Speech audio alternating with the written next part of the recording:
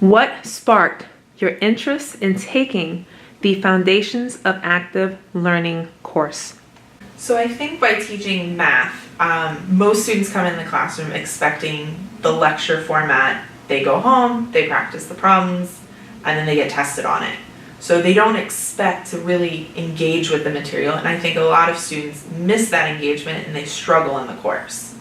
So when I saw that there was going to be the new program for the Foundations of Active Learning, I was excited to sign up just to get some new ideas for how I could engage my students, but then also get ideas of how I could actually put that in the math classroom. Because a lot of times I feel like it felt to me like I could apply it to an English class or a history class, but it was hard to make that leap into a math classroom. So being able to be in the room and get some new ideas and actually find tangible ways to get them into my classroom is really what I was looking for.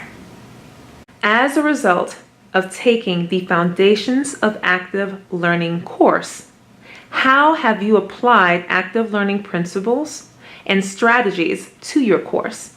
How have your students responded to your use of these strategies?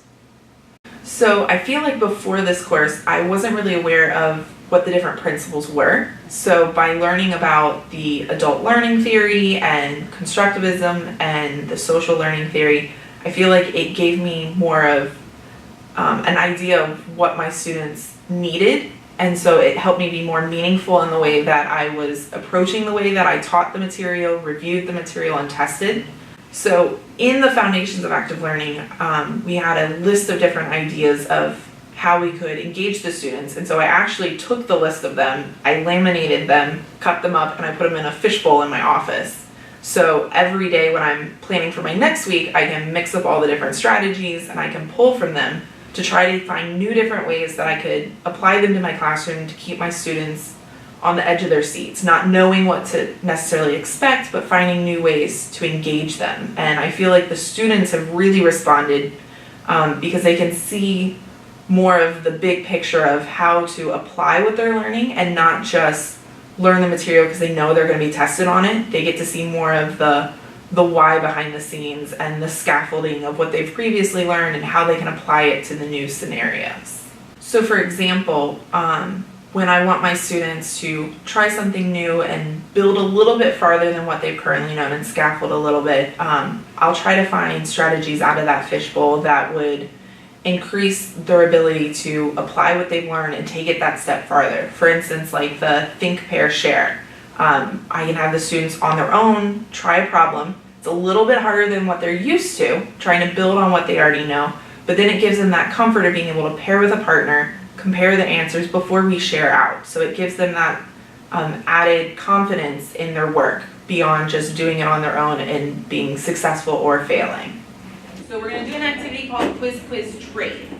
So in just a second, I'm going to hand you a piece of paper, but we're going to be reviewing all of the vocab. So all of the vocab you started seeing last week and the beginning of this week a little bit.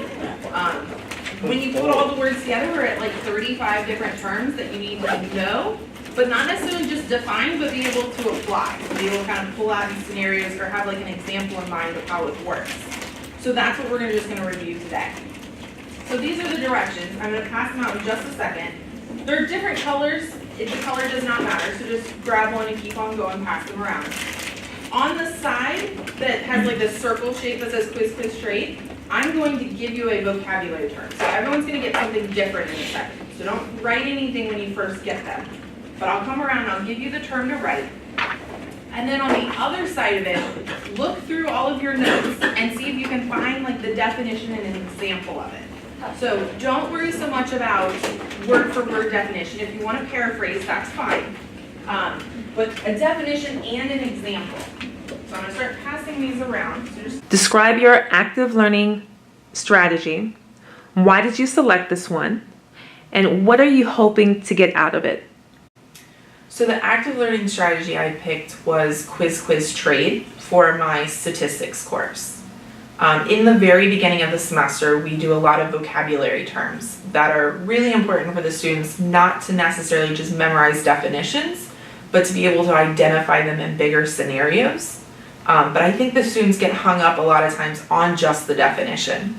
So after presenting the material to the students, I like to come back into the classroom and do the quiz trade activity so that each student gets the chance to write down one word as with their definition and an example of how it could be applied, whether it came from our notes or just conversation in class or something they could come up with on their own.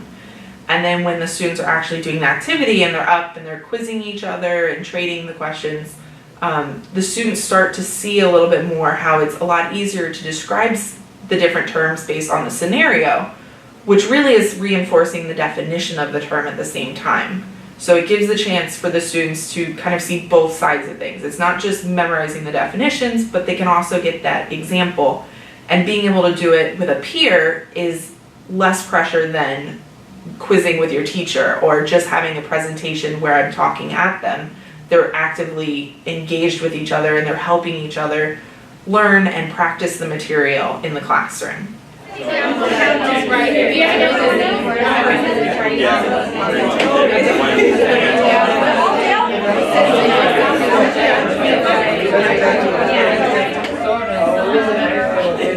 Some people want to go better. Anyone feel like, oh, I should probably go back and look at something? I did hear some good stuff between you guys, like helpful reminders, like with sample and population and parameter and statistic, like the reminder of the PP and the SS, like population goes with parameter, sample goes with statistic. What have you learned as a result of participating in the active learning certificate process? I think it's helped me reinforce the idea of the metacognition of thinking about what I'm doing and being meaningful with my students with it, and being able to portray that to my students and get them to think about things a little bit deeper than just, I need to know this for the exam. Being able to add those metacognition wrappers at the end of each activity to kind of help them think back and reinforce what they're doing, and being able to have different strategies to get them up and out of their chair and trying new things and seeing the bigger, why are we doing this in the application of everything.